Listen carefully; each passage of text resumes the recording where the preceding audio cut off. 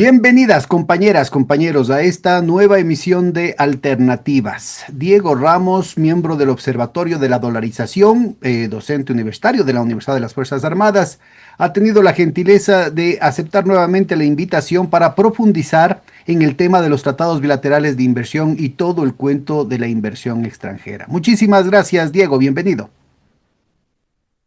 Hola Pedro, no, muchísimas gracias a ti que me extiendes esta invitación y yo encantado de poder volver. Y muchas gracias a todos quienes nos escuchan, a todos quienes nos ven. De repente les estamos acompañando, quién sabe en qué actividad que estén haciendo y que quieren compartir con nosotros hoy. Bueno, yo tengo un montón de ex colegas, profesores, que lo que hacen es ven nuestros programas mientras lavan los platos, así es que es una excelente, una dulce compañía. Puedes, puedes estar contento con eso. Sí, básicamente es lo que hacemos todos, creo yo. Ah, ya, bueno, no ha sido el único entonces. Bueno, mira, empecemos entonces ubicando el tema de los tratados bilaterales de inversión en términos generales y luego trabajamos con mayor detalle la cuestión del tratado con en los Emiratos Árabes Unidos. ¿Te parece? Bien, perfecto. Ok, ¿qué podemos decir? Podemos decir que estos tratados, si bien tienen un buen tiempo, ya cerca de un siglo con nosotros, en realidad tienen su mayor auge a partir de los años 80, ¿no? Que se empiezan a firmar la inmensa mayoría y sobre todo en los 90, coincidiendo un poco con esta época del consenso de Washington, ¿no? Con los ajustes estructurales, con las reformas estructurales propuestas por el Fondo Monetario Internacional y por el Banco Mundial. Y también con digamos, un poco con el agotamiento de las negociaciones multilaterales en el marco de la OMC. Recordemos que en la OMC había esta intención por parte de los países exportadores de capital, los países desarrollados, por incorporar capítulos de inversión. Bien. Ante la negativa, dentro de los que se llamaron en su momento los temas de Singapur. Ante la negativa de los países en vías de desarrollo de incorporar estos temas porque no eran eminentemente comerciales, ¿no? O sea, que rebasaban un poco la idea de lo que se suponía contemplaba la OMC, pues intentaron empezar a negociar ya no en bloque, porque veían que el bloque de los países en vías de desarrollo era muy fuerte, sino de forma bilateral, con cada uno de los países por separado. Y ahí es donde surgen este auge de los tratados bilaterales de inversión, que me parece que normalmente tienen este nombre, tratados de promoción y protección recíproca de inversiones o tratados de protección recíproca de inversiones. Pero fijémonos que parten de una asimetría estructural, porque hay algunos países que son exportadores de capitales y que por tanto requieren que sus capitales sean protegidos en los países receptores, y hay otros que somos países receptores de este tipo de capitales y que por tanto difícilmente tendremos capitales que deban ser protegidos en el otro espacio, ¿no es cierto? A ver, ¿Ya? Entonces, esos tratados déjame de... que este es un punto que yo creo que es crucial. A ver, para nuestra audiencia, ¿no? Esto de aquí surge, en primer lugar, surge del diseño de los Estados Unidos luego de haber conquistado, digamos, el mundo con una Segunda Guerra Mundial, ¿no? Es decir, otros pusieron los muertos, sobre todo la Unión Soviética y China, 27 millones, 30 millones, dependiendo de las estadísticas, cada uno. Los Estados Unidos en realidad tuvieron muy poco efecto en su territorio, a duras penas la legendaria situación de Pearl Harbor, del que han hecho varias películas, pero la cuota en términos de sangre básicamente estuvo del lado europeo y chino, y sobre todo de la Unión Soviética, ¿no? Es la gran deuda que tiene la humanidad del habernos librado de esa situación, de la posibilidad de una victoria nazi, ¿no? Porque en realidad era la crisis de todos los variopintos opciones del gran capital en cada uno de los países que estaba coaligado en torno a esa opción, incluyendo intereses angloamericanos. Ahí, muy importante para nuestra audiencia recordar que es la familia Bush que ha puesto dos presidentes y probablemente puedan poner otro más, los que directamente estuvieron involucrados en aliarse al enemigo, fueron acusados como tal y fueron condenados por actividades a favor del enemigo durante la Segunda Guerra Mundial porque estaban apoyando y financiando al gobierno nazi, ¿no? Para que tengan ustedes una idea de lo que estamos hablando. Y eso para no hablar de toda la vinculación de la CIA, tenemos ahí algunos elementos como la conversación que hicimos con Theo Ronken sobre la Gestapo y la vinculación con la estructuración de la CIA durante mucho tiempo, la posibilidad de que hayan a través de Suiza sobre todo, hayan podido hacer una gran constelación de intereses que permitían la proyección de esa hegemonía de los Estados Unidos. Entonces, parte fundamental del escenario controlado por los Estados Unidos en la posguerra, que prácticamente subordinada a todas las otras potencias coloniales, con la apariencia de la descolonización, dejaba de haber la administración política, pero continuaba el control económico, pero como socios menores de los intereses angloamericanos. Esto es muy importante porque en torno a eso ya se establece esa simetría a la que hace referencia Diego. Entonces, los elementos fundamentales, los pilares fundamentales del nuevo orden internacional eran, bueno, Naciones Unidas como un espacio de discusión institucional política y el Fondo Monetario Internacional, el Banco Mundial y los acuerdos generales de comercio que luego se convertirían en la Organización Mundial de Comercio. Ya ahí está una situación de tremenda asimetría. ¿Qué es lo que pasa? Que con la ruptura de Bretton Woods en 1971, los Estados Unidos cambian de estrategia, sobre todo en una asociación mucho más poderosa con respecto a la City de Londres, que es el centro financiero, City Londres, Wall Street, y se replantean las reglas del juego, obligándole a que cambie su funcionamiento el Fondo Monetario Internacional. El Fondo Monetario Internacional hasta finales de los años 70 no era lo que ha sido últimamente un instrumento de penetración neoliberal, pero tremendamente sangriento. El Banco Mundial también cambia su relación, entre otras cosas, tenía, ¿no es cierto?, una perspectiva desarrollista eh, que incluía el tema del CIADI, ¿no? El Centro de Arbitraje Internacional, pero en una perspectiva desarrollista en la que básicamente se establecían unas reglas mínimamente balanceadas con respecto a la disputa entre los estados y las transnacionales. Todo esto cambia para una situación tremendamente asimétrica que se establece ahora, como conversamos la semana anterior, con la cuestión de los arbitrajes internacionales, el nuevo rol que tiene el Fondo Monetario Internacional, que rompe cualquiera de las anteriores opciones de una mínima sostenibilidad en términos de las balanzas de pagos, ya no solamente en el tema comercial, sino lo que es más importante, lo que ahorita nos está diciendo Diego, el tema de las inversiones, que es el lado más bien como digamos, financiero de la balanza de pagos, la cuenta de capitales, la cuenta del servicio de la deuda, en fin, son una serie de otros elementos que van teniendo una gravitación muchísimo más importante en los mecanismos estos mecanismos asimétricos de subdesarrollo, son instrumentos para subdesarrollar a nuestros países. Y es en ese contexto que empezando con el experimento neoliberal después del asesinato del presidente Salvador Allende en Chile y el ascenso de Pinochet, empiezan los tratados bilaterales de inversión y los tratados de libre comercio y el pionero en todo el mundo fue Chile.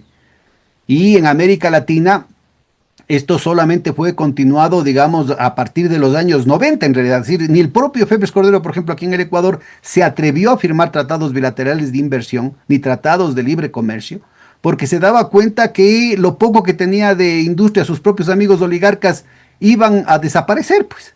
Así es que es muy importante este detalle con el que empieza Diego, porque nos permite ubicar lo fundamental de toda esta próxima hora y media de conversación que tiene que ver con las asimetrías. Adelante, disculpa una historia tan larga. Yo que soy nacido el milenio pasado, me parece que valía la pena poner esa nota un poco histórica.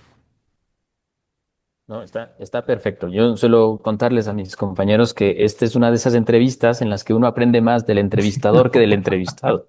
Y No, a mí me gusta, me encanta en realidad, ¿no? Entonces, pero bueno, digamos, quizás nos ayude un poco, más allá de la perspectiva histórica, intentar describir estos tratados a partir de sus principales características, ¿no? Entonces, ahí sí me voy a permitir proyectar un poco lo que tenía listo.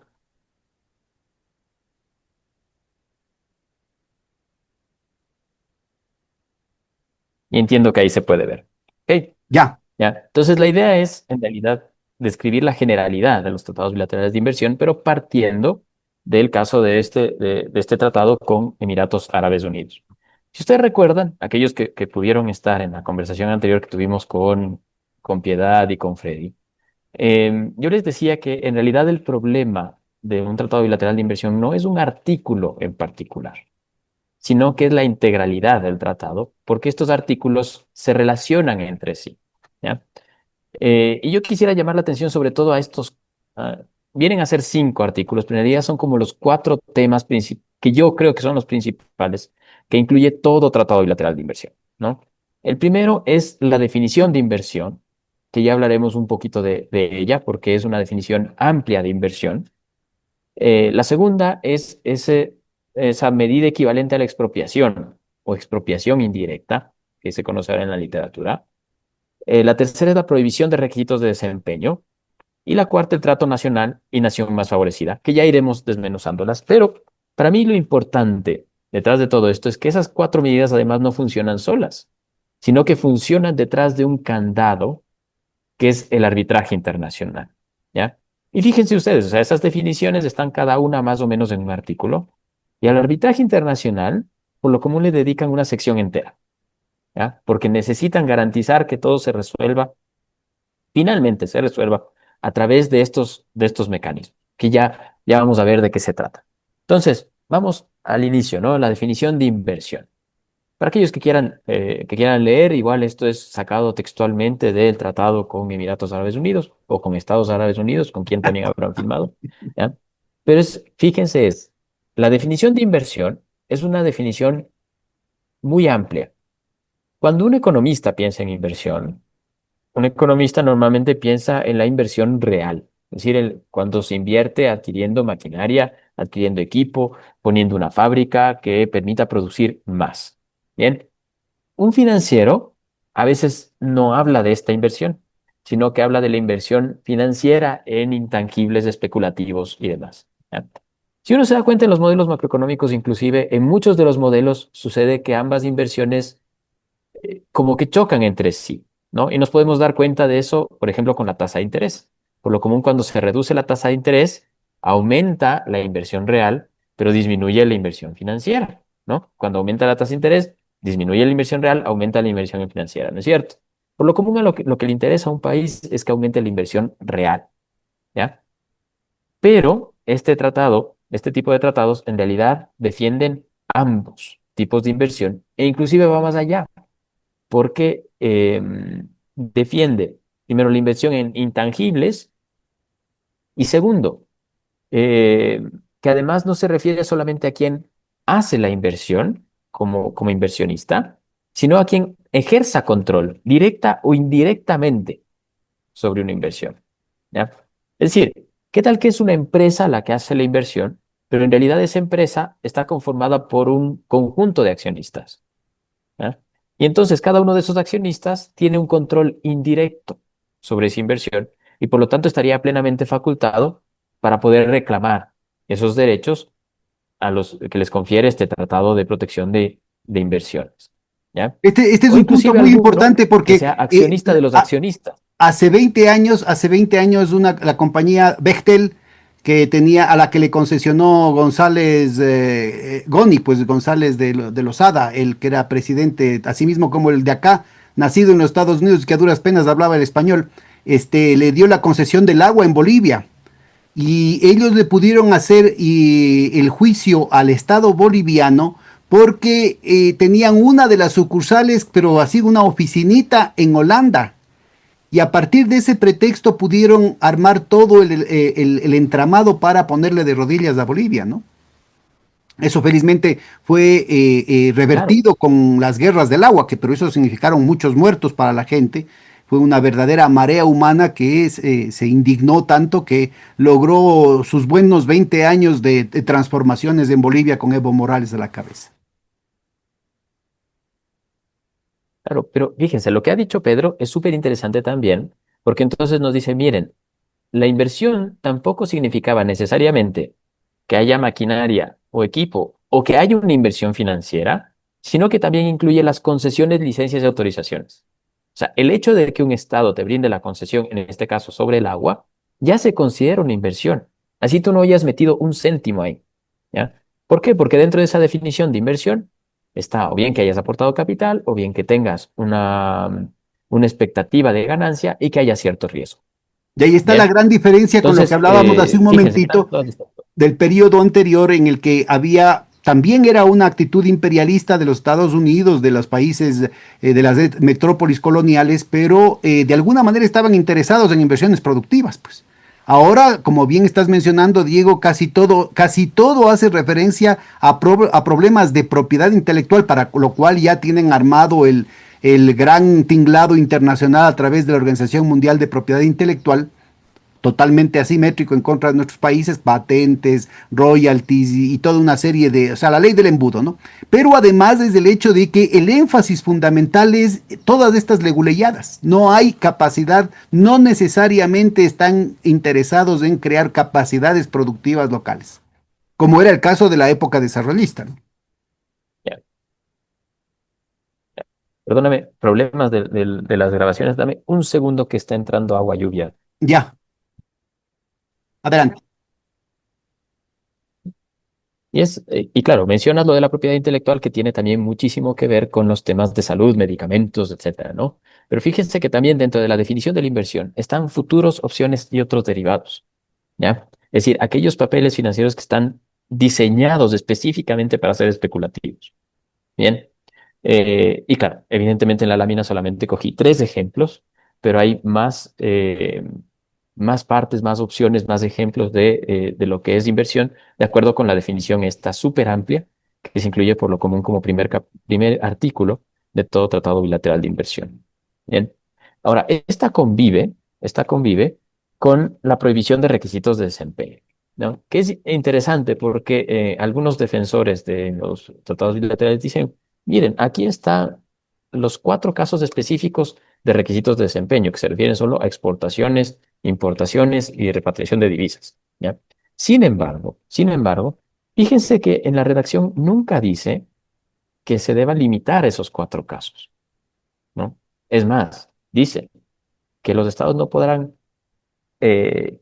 hacer cumplir requisitos ni hacer cumplir un compromiso o obligación en relación con la gestión, dirección u operación de una inversión cubierta. Es decir, por ejemplo, un requisito dentro de la gestión u operación que nos pida transferencia de tecnología, ¿no? O que nos pida un mínimo de contratación nacional para hacer una especie también de know-how, ¿no? Y de transferencia tecnológica ahí, ¿no? O que deba asociarse con otro inversionista local para poder mantener cierto control. Recordemos más o menos, para tener una noción, todo lo que hizo China para desarrollarse en los últimos 30 años. Incluía fuertes requisitos de desempeño, de que se asociaran con inversionistas locales y que la mayoría de la inversión quedaba bajo control de los inversionistas locales, sino era bajo control del Estado directamente. ¿Ok? Verás, este de aquí me parece ¿Ya? que es un En punto este caso, central el que estás bajo topando vos, Diego, y tuvimos algunas conversaciones por separado. Por un lado, con el hijo del filósofo, el maestro Enrique Dussel Peters, que es un especialista en el tema chino. Justamente subrayó este punto que vos estás mencionando, pero también con otro compañero mexicano que estudió en la Unión Soviética y luego Rusia, Atanasio Mider. Entonces, con ellos hemos trabajado estos temas. Me parece que es muy importante darnos cuenta de que son pilares centrales de estos, que la inversión extranjera tenga estos requisitos de desempeño que en este tratado en particular lo están prohibiendo. Pero tanto en el caso ruso pueden decir, bueno, es que lo que pasa es que ahí son comunistas, y peor en el caso chino, en que directamente es el Partido Comunista Chino. En el caso ruso, no el partido de Putin no es del Partido Comunista, más bien está en la oposición.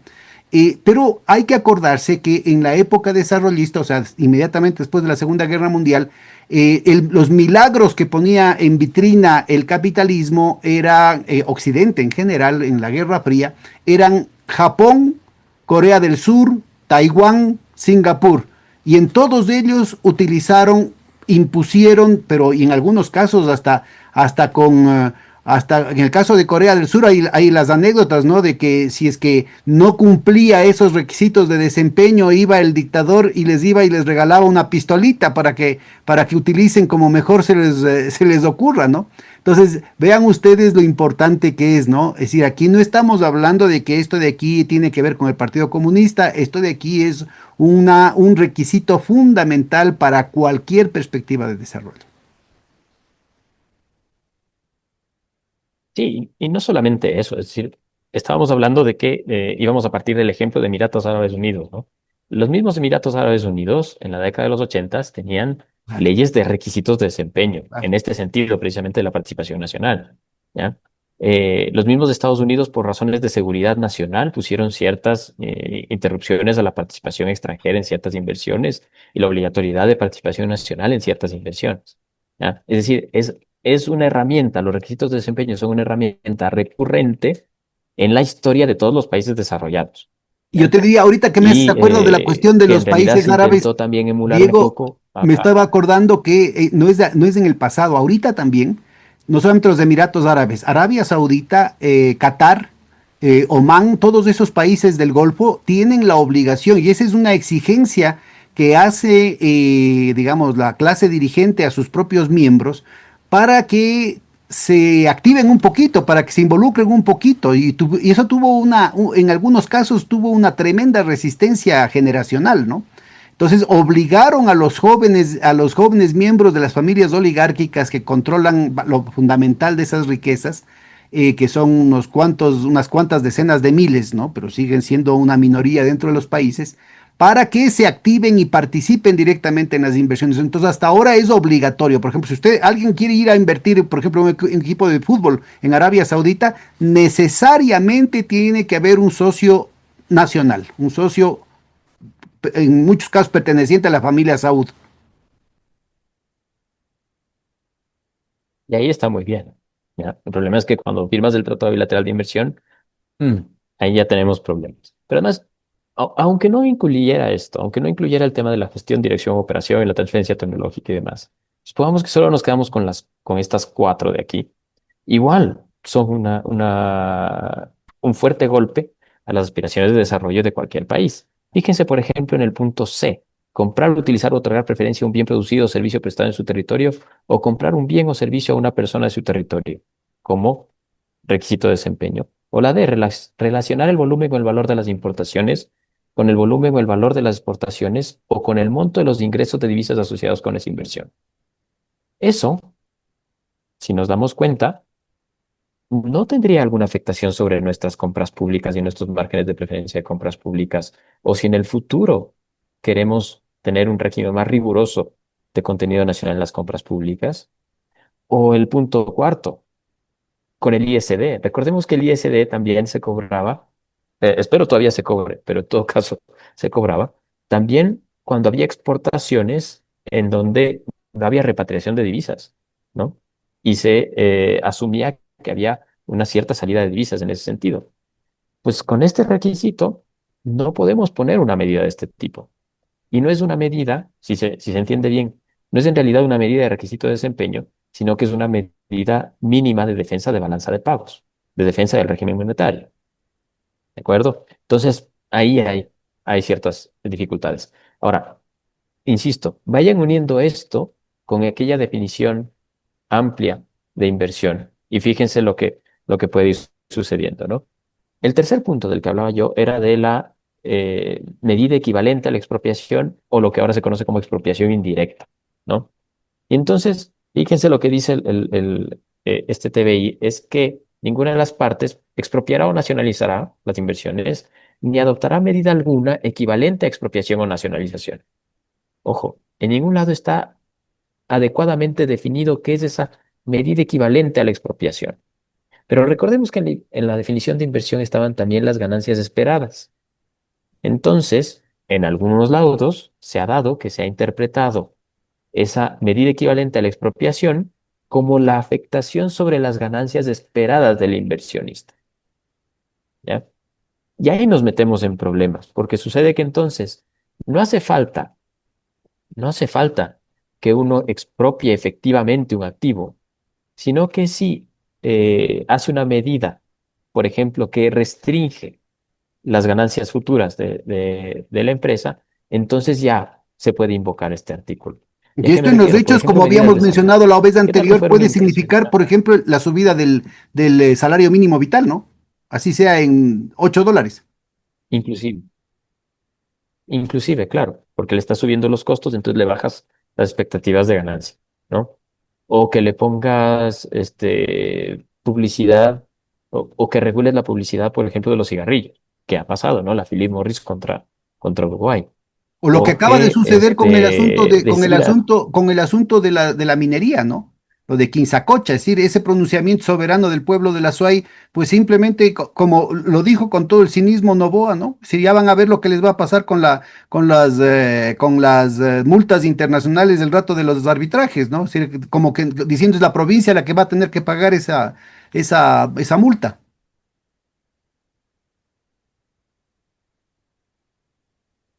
Te te congelaste, es el tema de Quinzaquicha. precisamente, Pedro. Es decir, porque únale esto con lo que decía de la concesión. Entonces, fíjense, una inversión también es una concesión, aunque no le haya metido absolutamente nada de inversión. Y entonces, si me revierten la concesión o si por algo esa concesión no puede generar las ganancias que esperaba, ya es medida equivalente a la expropiación. Y ese es el ejemplo de Kim Sacocha, por ejemplo. ¿Bien? Tenemos, si es que un Estado decide migrar hacia energías limpias y eso genera problemas para los inversionistas en energías fósiles, pues también, ¿no? Una medida equivalente a la expropiación o nacionalización. ¿Ya? Y hay un pequeño paréntesis que quiero hacer en realidad es para reflexión propia más que para dar recetas, ¿no? Pero, ¿por qué defienden este artículo de no expropiar? Y básicamente la defensa de la no expropiación proviene de la defensa del concepto que se tenga de propiedad privada. ¿Ya? Entonces, si, claro, defiendes que no se debe expropiar, si es que asumes que la propiedad privada es un derecho absoluto y por tanto debe defenderse frente a cualquier cosa. Pero si tú dices que es un derecho natural subordinado, por ejemplo, al bien común, al bien de la nación, entonces la expropiación es un derecho de la autoridad para precautelar el bien común, aunque se vaya sobre la propiedad privada, ¿ya? Y ahí ya no tiene mucho sentido ese artículo que estábamos mencionando, ¿verdad? O si tú entiendes la propiedad privada como algo que debe generar un disfrute individual, es decir, hacer lo que a uno le da la gana, ¿ya? Entonces, claro, la expropiación no debería aparecer. Pero si tú dices que la propiedad privada en realidad tiene una hipoteca social, es decir, proviene de el esfuerzo de muchas personas, de generaciones y de generaciones, y de que debe ser retribuida de alguna forma, entonces ahí sí la expropiación puede caber como una medida de la autoridad para poder retribuir esta hipoteca social, ¿no? O si tú entiendes que la propiedad privada es exclusivamente fruto del mérito individual, entonces, claro, hay que defender a través de no permitir la expropiación. Pero si tú entiendes que en realidad es un patrimonio relacional y que en realidad tu mérito individual no hubiese logrado nada sin la participación de otros y que por tanto debes defender el bien común, entonces cabe que la autoridad pueda expropiar. Y si tú lo piensas con mucho cuidado, te das cuenta de que en realidad toda propiedad privada proviene de un patrimonio relacional. O sea, ¿cuál es el idioma en el que estamos hablando, en el que firmamos los contratos, en el que hacemos cualquier tipo de trabajo para generar ganancia? ¿No? ¿Ese idioma nos lo inventamos nosotros individualmente o es fruto de los esfuerzos de generaciones y generaciones y generaciones de utilizarlo? ¿No? O si tú eres un empresario, todo lo que se ha generado es producto de tu esfuerzo individual o ha sido producto también de tu colaboración con los trabajadores. O si eres un trabajador, todo lo que has hecho es fruto de tu esfuerzo individual, de que lo has hecho solito, o es también de lo que has hecho junto con tus otros compañeros trabajadores, ¿no? Claro, Entonces hay un hay que esfuerzo pensar un colectivo poco. del trabajo de toda una nación y por generaciones, ¿no? El que termina expresándose en alguna muestra individual de riqueza. Claro, y entonces se entiende que en realidad la expropiación puede ser una expresión eh, legítima de la autoridad, ¿no? E inclusive el cierto control de capitales puede ser también una expresión legítima de la autoridad, en el sentido de que el esfuerzo de toda una nación no puede salir sin más a otros lugares, ¿no? A guaridas fiscales o lo que sea. Entonces, claro, si nos damos cuenta, entonces los TBIs están basados un poco en esta noción de la propiedad privada como un derecho absoluto que tiene como objetivo el disfrute individual y que es producto de un mérito individual del inversionista y por tanto hay que proteger a ese inversionista. Pero me parece a mí que es una parte de esta visión ontológicamente errada de la propiedad privada, porque ninguna propiedad privada surge de un mérito exclusivamente y 100% individual, ni está hecha para un disfrute plenamente individual, porque ahí podemos irnos en contra de las personas, ¿no? Por ejemplo, si utilizamos una propiedad privada para matar a alguien, por ejemplo, entonces no es que podamos hacer lo que nos da la gana con la propiedad individual, Y ¿no? este no Y es está un siempre tema, este no es subordinado un tema al bien común. hipotético, digamos así, tirado de los cabellos, sino que estamos hablando de entidades que justamente han estado involucrados en el tráfico de drogas y en el lavado de activos, en actividades criminales, ¿no? Es decir, las guaridas fiscales como Dubái, por ejemplo, la capital de Emiratos Árabes Unidos, o Andorra o Albania que casualmente han sido tachadas de la lista de guaridas fiscales, por ejemplo, en el caso de Albania, por el gobierno de Lazo después de lo que salió el reporte León de Troya, y en el caso de los Emiratos Árabes Unidos por el gobierno de Noboa. En efecto, están Recientemente. definiendo una serie de indicios recopilados a nivel internacional por la oficina correspondiente de Naciones Unidas para el Crimen Organizado, por entidades como Interpol. Es decir, no estamos hablando de una situación descabellada, no estamos hablando de una situación particular. Aquí estamos hablando de que en realidad todo ese complejo en esa zona del mundo vinculado a la producción mundial de opio, sobre todo de Afganistán, el opio primero, así mismo, ¿no? Después de la Segunda Guerra Mundial, la producción de opio que fue controlada primero por el Imperio Británico durante un siglo, desde India hacia China y desde allí a toda la región oriental y luego también al hemisferio occidental, pasó poco a poco a control de otras fachadas, sobre todo después de la Primera Guerra Mundial. Pero luego de la Segunda Guerra Mundial era clarísima la vinculación con los intereses dictatoriales en Filipinas, con los intereses coloniales de Francia en Indochina, en fin, había toda una serie de otros factores que digamos, ampliaban la asociación del Imperio Británico y que incluyeron a la CIA, ¿no? Hay una película con Mel Gibson, Era América, en la que claramente la aerolínea Air América, comprada por la CIA, estaba dedicada al tráfico de opio. Y con eso financiaron parte de la guerra de Vietnam y lo que es más importante, aquella parte que no estaba autorizada por el Congreso de los Estados Unidos de bombardear Laos, Camboya y el resto de países de la zona. Entonces, yo creo que es muy importante ubicar que toda esa plata, ¿no es cierto?, está directamente involucrado con el hecho de que Afganistán, bajo control de los Estados Unidos y sus aliados, llegó a tener más del 90% de la producción de opio y el lavado de esa plata se daba a través de los Emiratos Árabes Unidos, sobre todo la parte de Dubái. Entonces, yo creo que es muy importante ubicar este pequeño detalle, porque si al Ecuador lo quieren convertir en el centro mundial del blanqueo de capitales de la cocaína y Emiratos Árabes Unidos es el centro mundial del blanqueo de los capitales de la heroína, entonces parece ser que nos están convirtiendo en dos joyitas gemelas de la gran cadena de valor mundial del narcotráfico.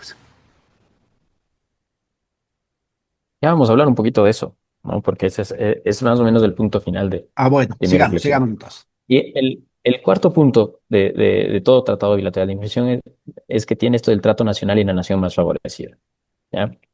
Entonces debe darse un trato no menos favorable que el que se dé a sus propios inversionistas o no menos favorable que el que se dé a cualquier otra nación con la cual se tenga algún acuerdo. Bien. ¿Cuál es el gran problema con este punto? Es que ya de por sí define que va a haber una discriminación positiva con respecto a la inversión extranjera.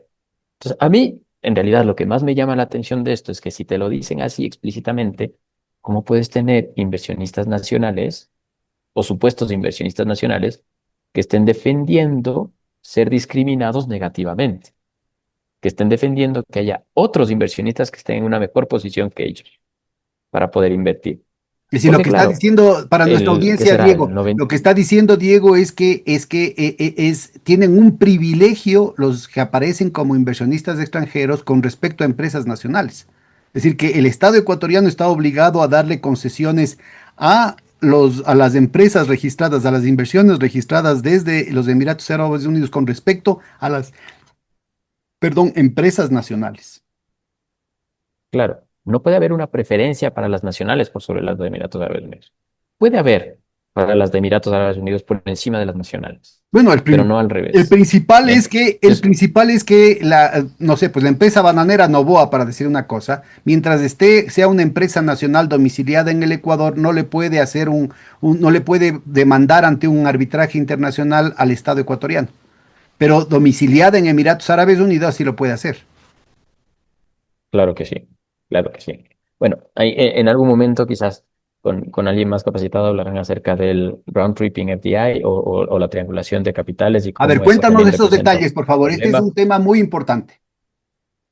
Bueno, la idea mínima detrás de la triangulación de capitales está en que un nacional, eh, llamémosle una carpintería Pepito, por decir que es una carpintería inmensa, pues quiere evadir de alguna forma las regulaciones o los impuestos del Ecuador.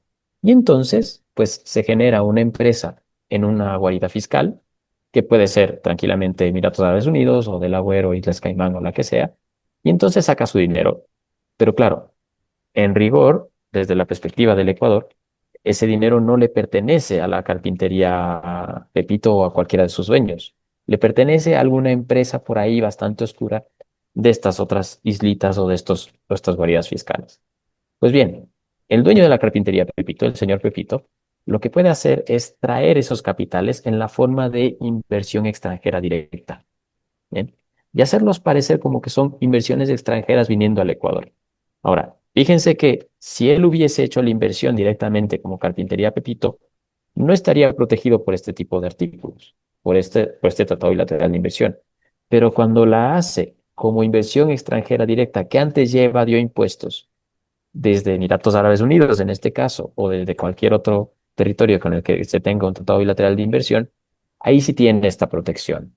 Y entonces, como bien dice Pedro, ahí sí puede acceder a laudos arbitrales de inversor-estado a través de cortes como el SEAD. Ese es un tema muy importante, ¿no? Porque es obvio que Emiratos Árabes Unidos no es una potencia tecnológica, pues. No es que va a venir trayendo inversiones extranjeras para producir aquí autos eléctricos o teléfonos celulares o computadoras o avances en la agricultura o avances en la construcción, no sé, pues de lanzamientos de cohetes, de drones. Nada de eso es la especialidad o la fortaleza mundial que tengan los Emiratos Árabes Unidos, ¿no? Claro, o sea, ni ellos, ni las Islas Marshall, ni Isla de Maine, ni Panamá, lastimosamente, tampoco es que sea una potencia industrial ni tecnológica. Entonces, ¿cómo se explican esas enormes inversiones extranjeras que vienen a partir de esos países? Bueno, una parte de la explicación es precisamente esta triangulación. Ahora, algo interesante es que normalmente en estos artículos de Trato Nacional y Nación Más Favorecida, se suele incluir este último párrafo en donde dice que la disposición no se aplicará a la contratación pública. Suelen decir, eso significa que la contratación pública no se topa. Pero ojo, solamente están hablando con respecto a este artículo, ¿ya? Con respecto al artículo de los requisitos de desempeño, no se dice nada de eso. Entonces, la contratación pública de alguna forma también se ve afectada por este tipo de tratados. Bien. De nuevo, déjame Ahora, les solamente, decía, el gran cantante. Diego, por favor, ¿podrías retornar un par de láminas? Porque al principio en la definición de inversión hablaba de activos directos o indirectos. Ahí está, ahí. Ejerza control directa o indirectamente, y ahí creo que está la clave. Porque directa o indirectamente incluye, como en el caso de Bechtel, es el hecho de que las empresas pueden tener socios, digamos, se puede formar una empresa. Acuérdate del tema de los de Dritan Yitka, ¿no? Que apareció en el reporte León de Troya. A cualquier cristiano le cuesta un ojo de la cara hacer que la superintendencia de compañías le apruebe una compañía, pero a este señor sí, los amigos del difunto señor Cherres lograron que en un solo día les aprueben ocho. que además van a contar con créditos vinculados por parte del Banco de Guayaquil. Entonces, mira, la posibilidad de que la compañía A sea propietaria de una parte de las acciones en la compañía B, que a su vez es propietaria de las acciones de la compañía C, que a su vez es propietaria de las acciones de la compañía D, ¿no es cierto? Incluye este tema de control directo e indirectamente, que ahí sí pueden participar en el tema de las compras públicas. ¿De acuerdo? Bien, pasando un poco a esto, lo que les decía, y el gran candado para hacer que todos estos funcionen de forma integral es el sistema de arbitraje. Este es extraído del el perfil en X de Luciana Giotto, seguramente ya ha sido mencionada en estos programas algunas veces, Cuéntanos quién pero que es. parte también de una investigación. El Transnational Institute es una investigadora argentina que trabaja para el Transnational Institute y que hace algunas de estas, eh, tiene algunos de estos resultados con respecto a los arbitrajes de inversor-Estado y que forma parte, digamos, de este frente que investiga estos temas. Ahora, de aquí yo rescataría algunos datos interesantes, ¿no? Lo primero es em, que en el caso de los países en vías de desarrollo, en particular en Latinoamérica, el 61% de los casos resueltos em, son a favor de los inversores, ¿ya? Ya sea por laudos o ya sea fuera de los laudos, ¿ya? Aquí una cosa, la primera cosa que hay que decir, que si un país se sienta a negociar por fuera de la corte de arbitraje con un inversionista y el inversionista sale ganando. Pero es muy probable que en las estadísticas salga como que no hubo resultado o que el resultado no favoreció al inversor, porque desde la perspectiva de la corte, claro, nunca le dio la razón al inversor, ¿ya? Eso por un lado. Por otro lado, es que uno podría pensar que el restante 39% de los casos resueltos fueron resueltos a favor del Estado, ¿ya? Y sí, probablemente fueron resueltos a favor del Estado, pero una resolución a favor del Estado no significa que el Estado recibió algo por parte del inversionista o que recibió algún tipo de resarcimiento por parte del inversionista, ¿no?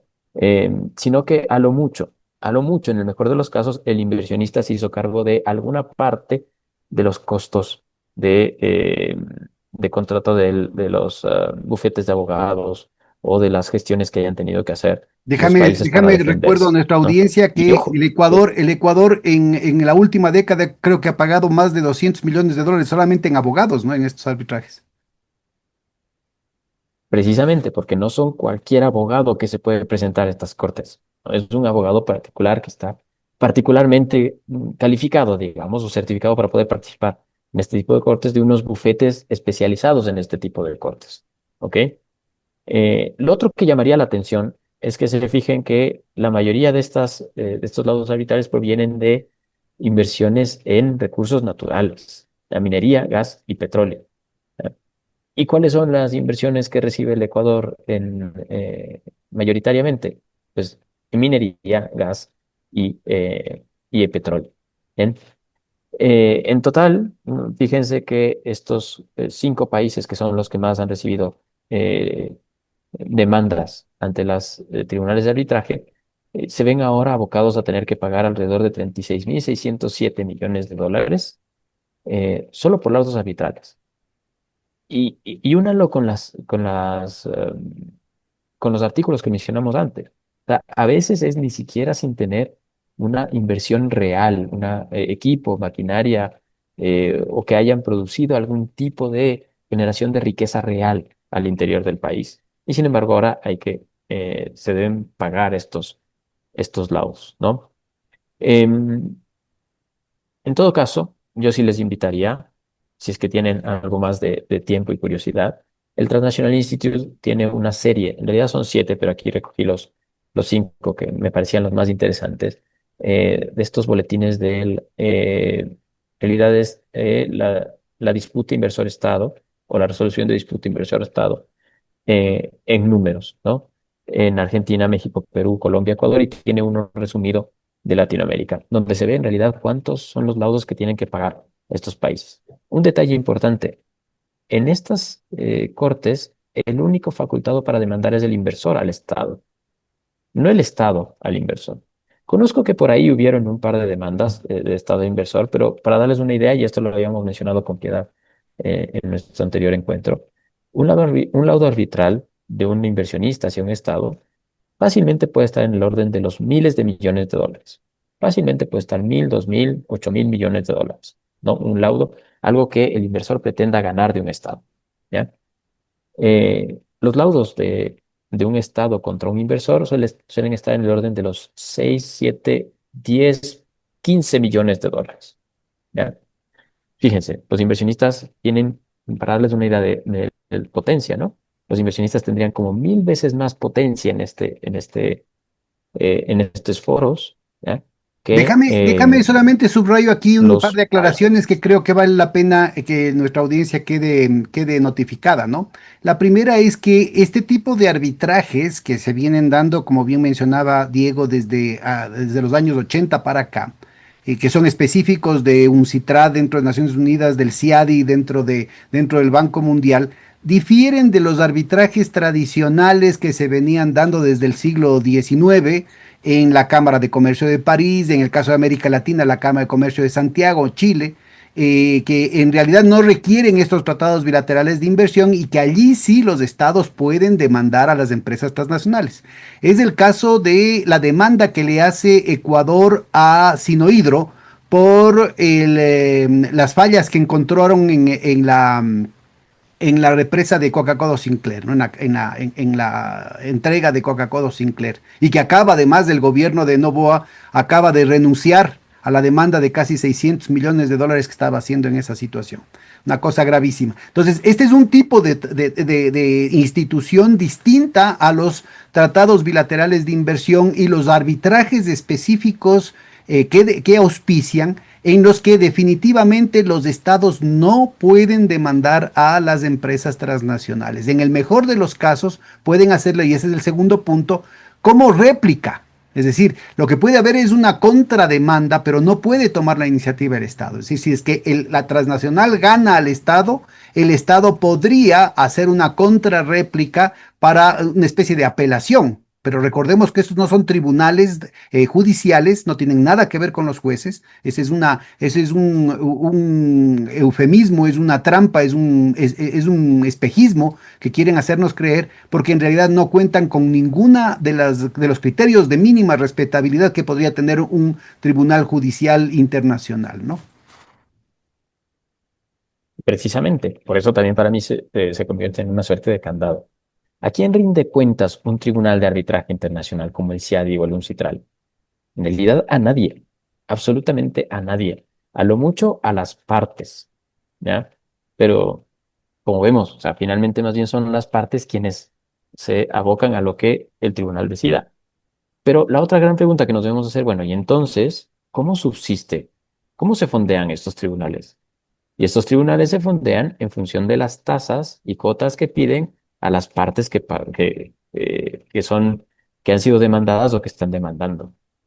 Oiga, ¿no es entonces evidente que existe cierto riesgo moral? Es decir, que las cortes van a promocionar que cada vez se demande más, en lugar de tener un entorno más conciliador, pacífico, y digamos que de cierta forma amigable a la inversión.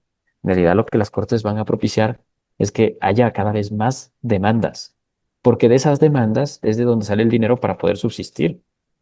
Y además no tiene ningún control de nadie. O sea, no hay ningún país que pueda decir, no, es que lo que ustedes están haciendo es ilegal. No, ¿cómo? No. Bueno, Estas pero cortes están de yo te alguna pondría forma un por signo de encima. interrogación, Diego. Utilizaste el verbo subsistir. Cuando estamos hablando de estos crápulas, no, yo no encuentro otra palabra, que cobran un ojo de la cara millones de dólares por hora, no estamos hablando de un problema de subsistencia ni de sobrevivencia, estamos hablando de un negocio de escala multimillonaria que en realidad, si le quitamos todo este espejismo de respetabilidad a la que estamos haciendo referencia, en realidad no difiere mucho a los vacunadores que están asolando los pequeños negocios aquí en el Ecuador, ¿no?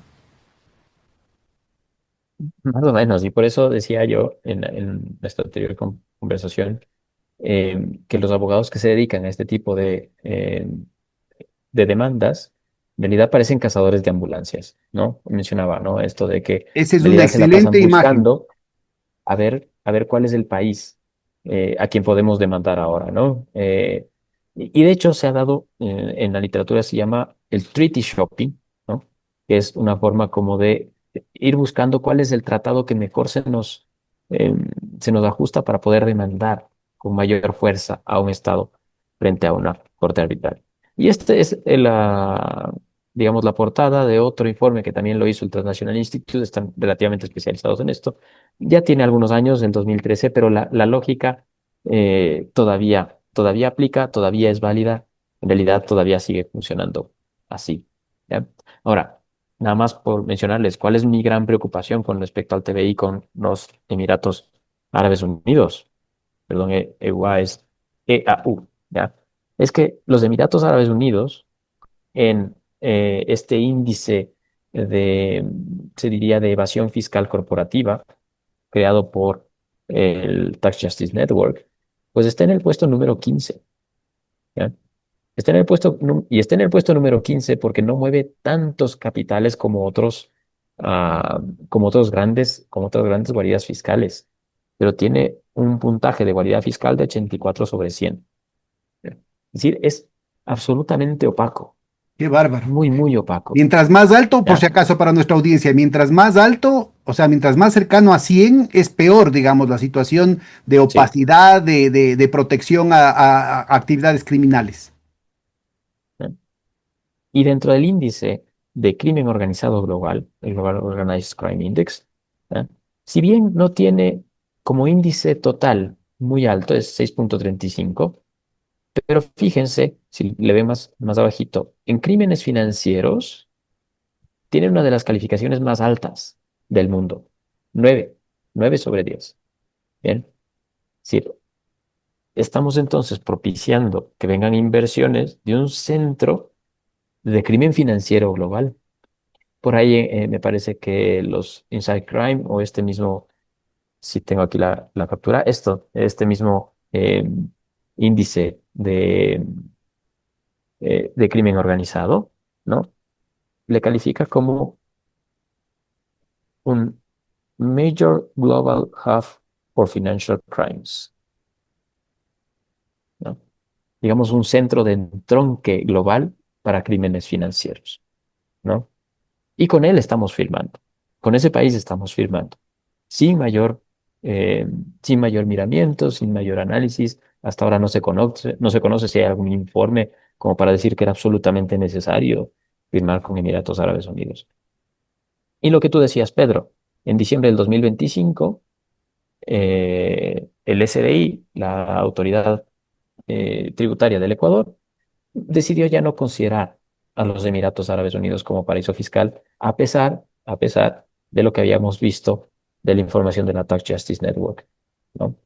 Eh, entonces, digamos, esta es más o menos la perspectiva. Esto Insistamos que es, no es casualidad, no es casualidad que Noboa elimine de la lista de guaridas fiscales a los Emiratos Árabes Unidos la víspera de lo que va a firmar esto, porque es en este diciembre del 2025, o sea, es menos de un mes de lo que ya se presentó el problema acá, y que Lazo haya hecho lo propio con Albania, ¿no? La mafia albanesa en su momento. contentísima porque tacharon a Albania de la lista de las guaridas fiscales también, ¿no?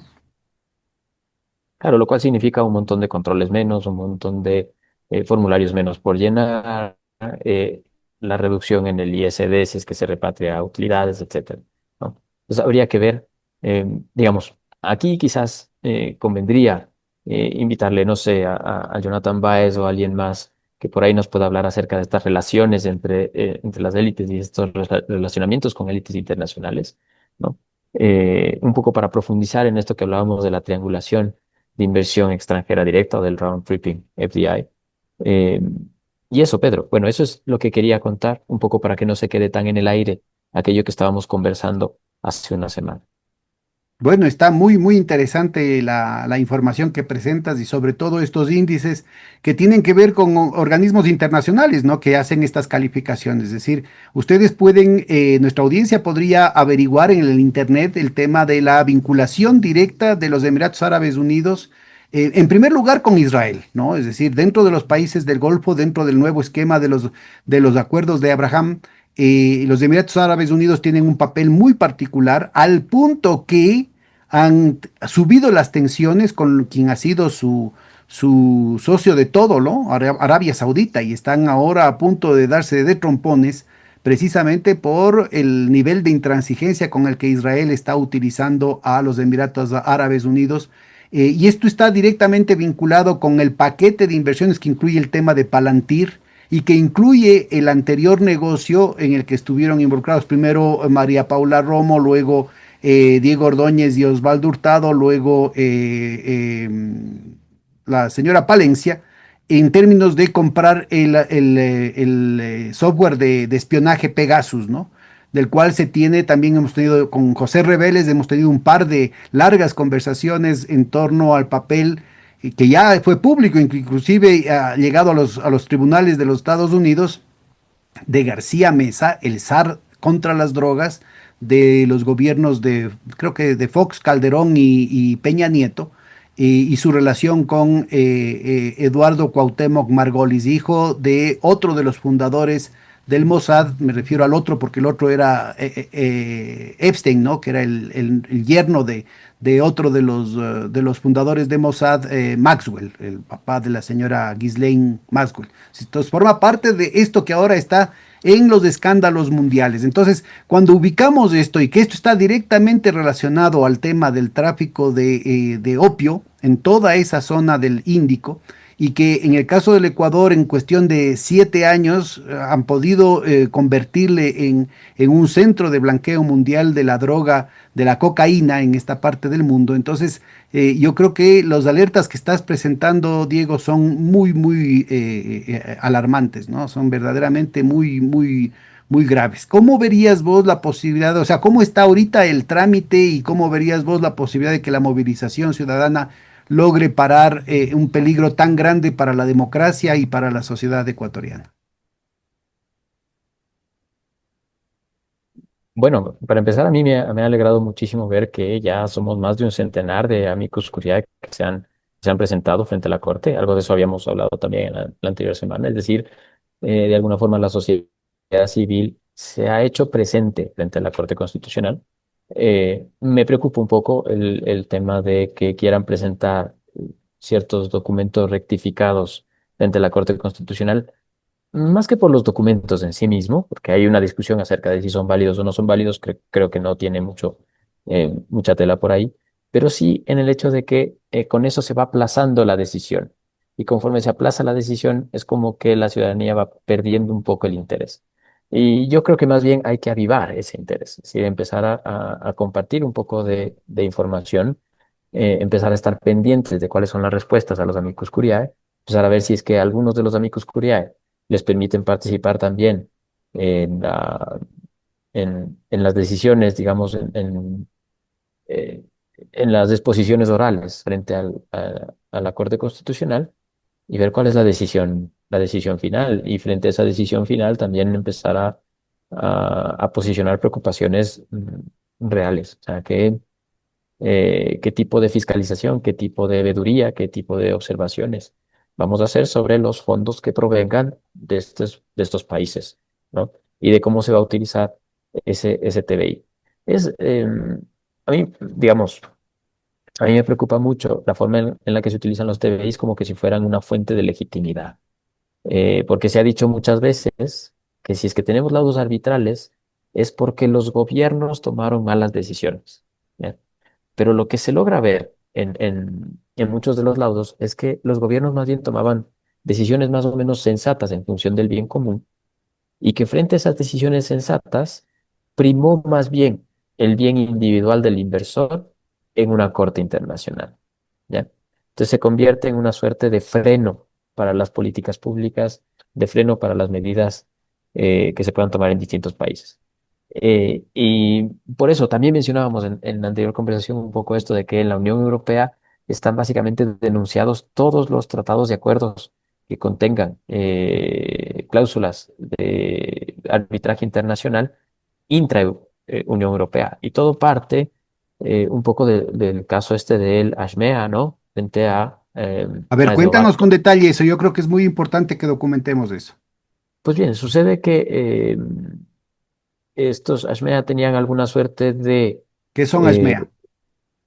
es una empresa alemana, si no estoy mal, que tenía intereses sobre los seguros privados de salud en Eslovaquia y habían hecho alguna inversión con respecto a esos seguros privados de salud basados en, en una suerte de concesión que había hecho el gobierno eslovaco, si no estoy mal, alrededor del año 2000. Pero sucede que para el año 2004 cambian un poco la repartición de utilidades de los seguros de salud. En realidad, sin intención de perjudicar a ninguno de los inversionistas, pero sí buscando que haya una relación un poco más simétrica y que algo de los recursos se queden en Eslovaquia. Una vez que hacen esto, sucede que tenemos una empresa alemana demandando al gobierno eslovaco frente a las cortes arbitrales. La Unión Europea ve esto como un intento de eh, resolver las diferencias por fuera del marco europeo. ¿Bien? Y se empieza a armar y finalmente el Tribunal Europeo termina decidiendo que no pueden los países dentro de la Unión Europea empezar a demandarse por fuera de la Unión Europea y que por lo tanto estas cortes de arbitraje no deben ser invocadas en ningún tratado entre países europeos. Lo importante es que de alguna forma con esto aceptan que esas cortes de arbitraje en realidad no responden a nadie, son unos entes supranacionales y que dentro de la Unión no tienen sentido. ¿Ya? A ver, Y se empie- este es un punto muy, muy importante, Diego, verás.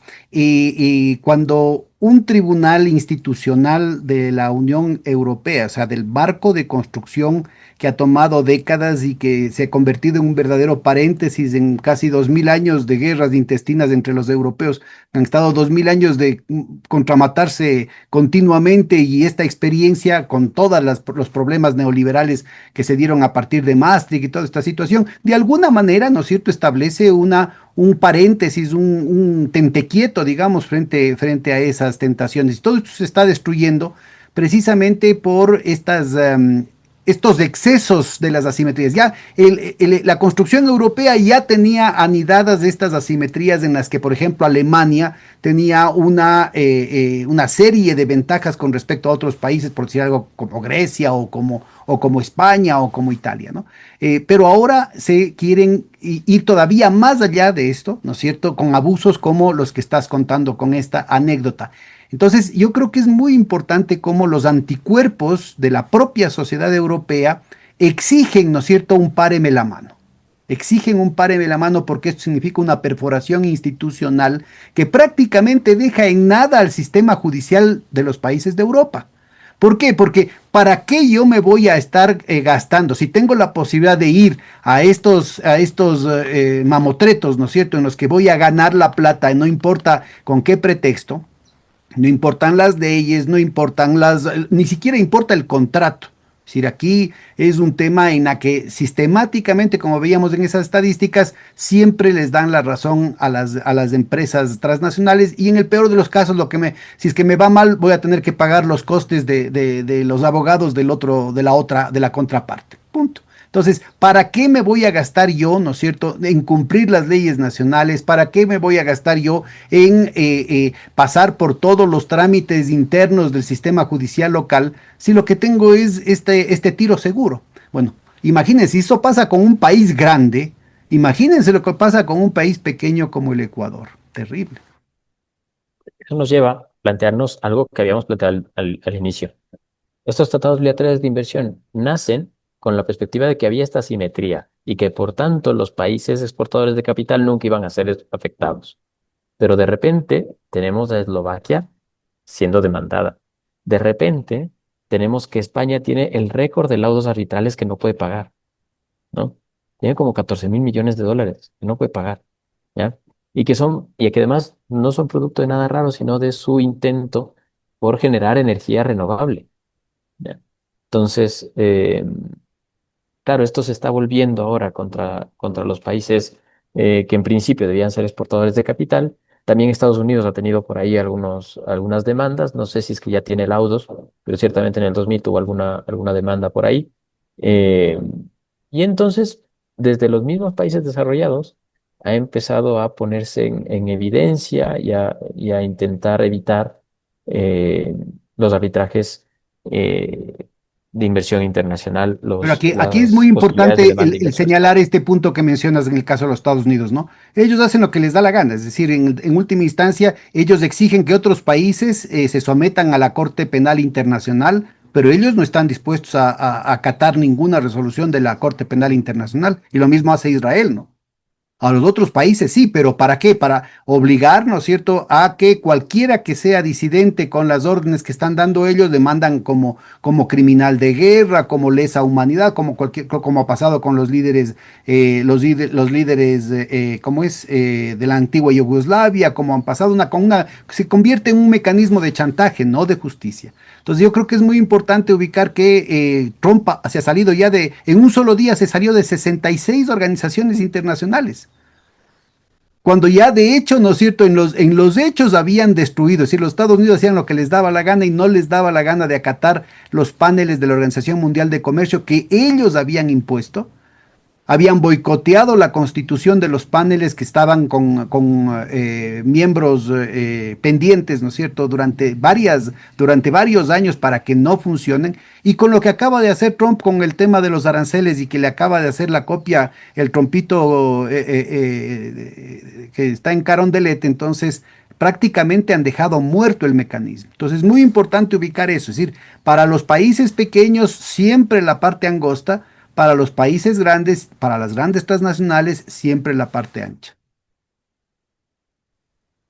Pues eso, Pedro, eso es lo que venía un poco a contar hoy.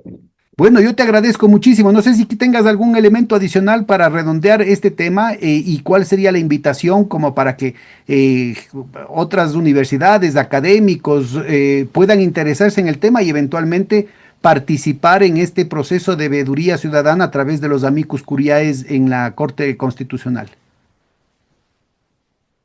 Bueno, siempre llamarles a que estén atentos al trabajo que hacemos en el Observatorio de la Dolarización, dolarización.org. Eh, Ahí estamos recogiendo, de hecho, todos los amicus curiae y tenemos algunos enlaces a los más relevantes. Ventajosamente, como decía, ya son un centenar, no tenemos enlaces al centenar, pero sí algunos de los más interesantes, importantes. Ahí le haremos seguimiento también a lo que pase con la Corte Constitucional. Y, y si quieren sumarse, si alguien quiere un poco escribir acerca de este tema, pues también está invitado a escribirnos a nosotros y decirnos que esté interesado. Eh, Eso. Muchísimas gracias, Diego. Hasta la próxima. Un gran abrazo. Gracias a ti, abrazo.